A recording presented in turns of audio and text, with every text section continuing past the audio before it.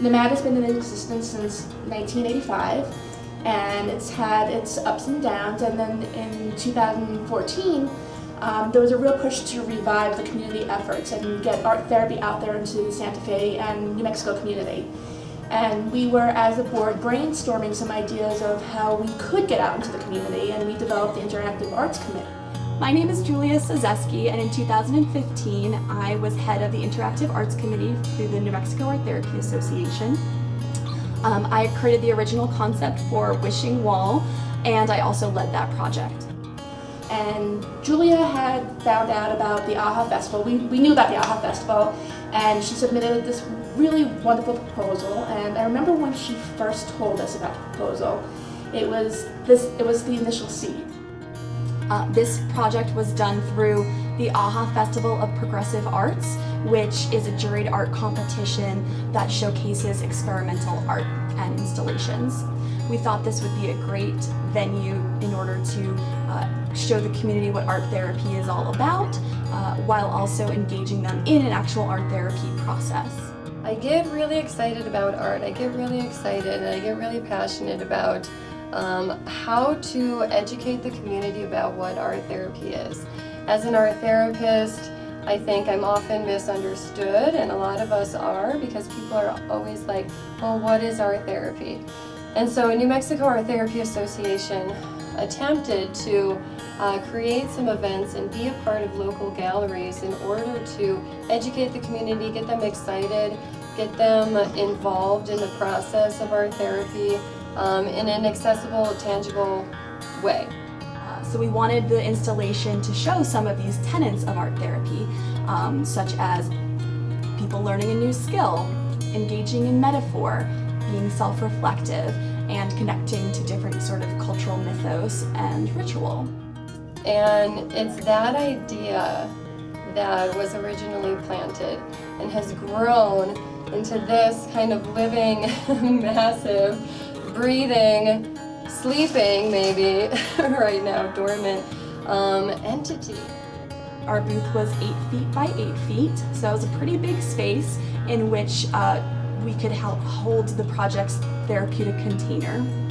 So the aesthetic was simple and tactile, and we wanted participants to feel transformed into this sanctified space, which they would enter in and kind of have this larger than life with the honeycomb walls. So Wendy, so this was a multi-step project over the course of how many years was it? Let's see, I think it started in September of 2015. That was the actual AHA Festival, so, right, so it started before that. A few months of preparation, right? Right, when we were discussing how we could be involved in the community. How we pretty much spent the summer making the fortune tellers, yes, and prepping for that one day. And we had many workshops leading up to that. Yes. We had people coming in and making them actually on site with us, but then people were taking stacks of paper home with them. Right. And making them, and then we had certain drop-off points where they would drop off these fortune tellers. We made thousands of fortune tellers. We made them into square sheets of them originally, transported them to the festival, installed them in about 2 hours or so, and got the booth up and running. And that was a full day. That was a long day. We started probably around sunrise, and by the time we got installed and the festival opened and then people started coming to the completion of the festival, which was at night, and we had planned ahead for that, so we had some really pretty lighting strung and little votives to continue with the ambiance of our idea and to illuminate the idea even further during the nighttime hours. And we had some good promotional materials that we distributed as well. We got to talk about our organization. We got to get people to sign up for members meetings. I know a lot of people at the college, Southwestern College, came around to see the exhibit. We got to engage in not just the student community, also some of the professional art therapy community as well. And then of course, people who didn't know anything about art therapy, and we got to really have a lot of conversations that day about what art therapy is, why it's important in the community, and they got to be a part of it as It well. was a wonderful way for us to have some outreach. So what I really love about the way that this whole project evolved is what it reflects for us all individually and for how it affects us individually. Our purpose, our intention was community involvement and engagement, awareness about what is art therapy, but also what is it to create, to really invite in creativity into our lives as a form of health. I'm sure everybody remembers, can you remember being a kid and creating a fortune teller? And you open it and you do the numbers and you do the letters and you put, pictures inside, and you put things like you're gonna get married or you're gonna have 2 kids or whatever this is. And it's sort of like a collective, universal little piece of art. And so we wanted people to be able to actually to make these and reignite the inner child, because oftentimes it's at childhood that the artist self, the artist archetype, is lost or diminished, or maybe it's criticized and it gets shut down. And so art therapy is so much about re-enlivening the artist in all of us and the child in all of us. So part of our intention was using something that was in the collective consciousness, in the realm of childhood and creativity. And so making this wall of fortune tellers was the beginning. It's sort of like a blank canvas, if you will, for our message of art therapy to come out into the community. And what we also had people do then is create these little origami flowers or butterflies or birds, and they were wishes. And so it could be a wish for yourself or a wish for someone else, and to put them in the wall. So as you'll see, the white canvas of fortune tellers that we created at the AHA Festival was the backdrop for this garden of the community's wishes and dreams. And so they would put them in the wall, just these little colored pieces of paper all over the wall, and we were able to capture the community's dreams and hopes. And our dream and hope as New Mexico Art Therapy Association was, again, to get people inspired, to get people feeling and reactivating the creativity within themselves. What we decided to do is try and carry this idea into other places in the community, to sort of keep it alive as if it was this, just this idea that got put into tangible form, which is what art therapy is all about. It's like our interior being externalized. So the workshop, the paper making workshop, was a way for us to gather all of the community's wishes from the wishing wall and transform them. This process of taking that apart and making something different with it, allowing our intention to be guided by whatever forces come in, is a big part of health, of life, of creativity. The origami flowers, shapes that were created at that first project. And as a community, those who gathered for the group, we shredded the origami paper down to a pulp, added water, blended it, and added wildflower seeds from New Mexico, native seeds that were local and hopefully would grow and flourish in our climate here. So we added the seeds to the paper pulp, and participants were given the opportunity to either create shapes or just make paper, just a flat piece of paper, as a way of taking those wishes, breaking them down, creating a container for them as a community. There was a lot of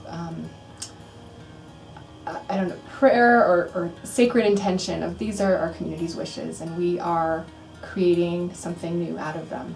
So we were able to make paper or little shapes of the wishes with the seeds, with the potential that by breaking them down, they would be able to be planted in a new place, in a new format, and transformed into something new, to grow, to flower, to become those wishes. So it was like an alchemical process of breaking down and transforming and rebirth. I love the way that this honors what the community added in the first participation, where they named their wishes and offered them and put them on this wall. And then we took the wishes and held them and added seed to them, because really what is an intention but a seed of what we're trying to create. So we made this beautiful paper and all kinds of shapes and colors, and added all these wildflower seeds to them. And the people that participated in that workshop were able to take some of them with them, and they left some of these with us. So again, we had this collection of treasure from the second workshop, which were these different shapes and different seeds. A few months later from that, we did the third part of this project, and the final part of this project, where we held a workshop at a place called Meow Wolf here in Santa Fe. It's a very contemporary, very avant-garde arts center.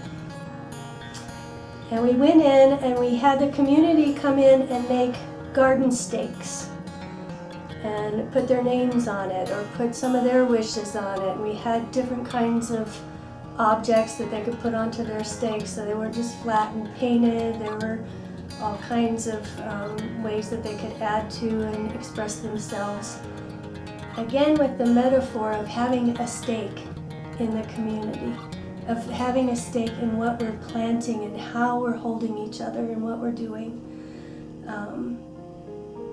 So after we did this workshop for a couple of hours, then we walked outside to this designated garden area, and we prepped the soil as best we could, not being total gardeners, and planted these seeds, and we planted the stakes. So the stakes went all the way around. It was a circular garden, and then we had our stakes in there, and we planted all the seeds and did a little ceremony, little prayer over it.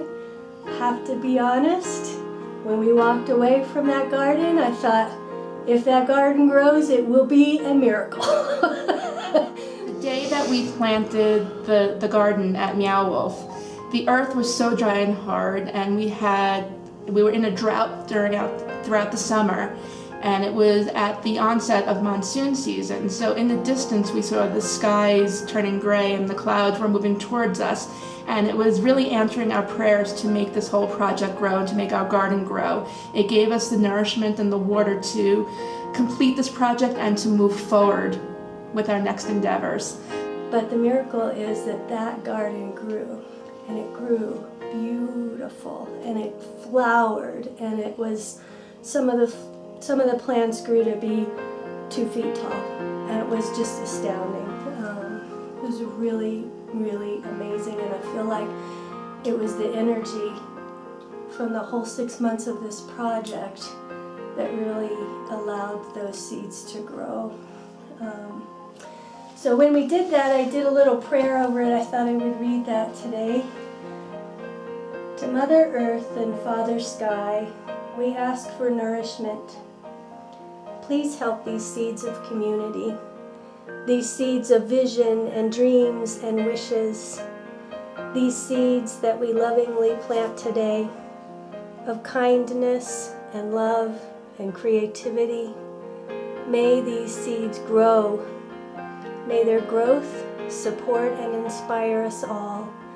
May these seeds of wildflowers bloom with peace and respect and diversity. May these seeds that we planted persevere in faith, stand tall in courage, and shine as symbols of our community. And may each one of us spread our own seeds of kindness and compassion and understanding exactly where we are planted, with hope and courage and faith. May we all bloom in glorious radiance and beauty.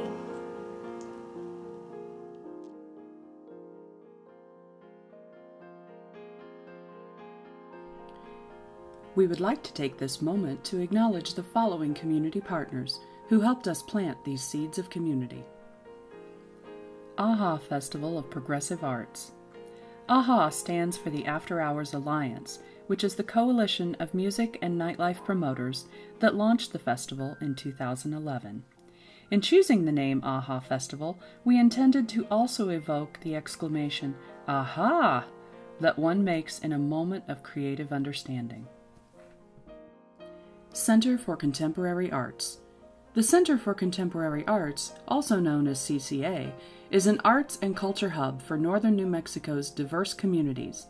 Founded in 1979, CCA is one of the oldest artist-centered organizations in the American Southwest, committed to supporting emerging and established artists. Meow Wolf. Meow Wolf is an arts collective based out of Santa Fe, New Mexico, established in 2008. In March of 2016, Meow Wolf opened their first permanent exhibition, The House of Eternal Return, on Rufina Circle in their native Santa Fe, New Mexico. And finally, we would like to acknowledge the many members of the New Mexico Art Therapy Association, volunteers, and community members who helped us plant these seeds of community and grow awareness of the power of art therapy to enrich the lives of us all. Thank you.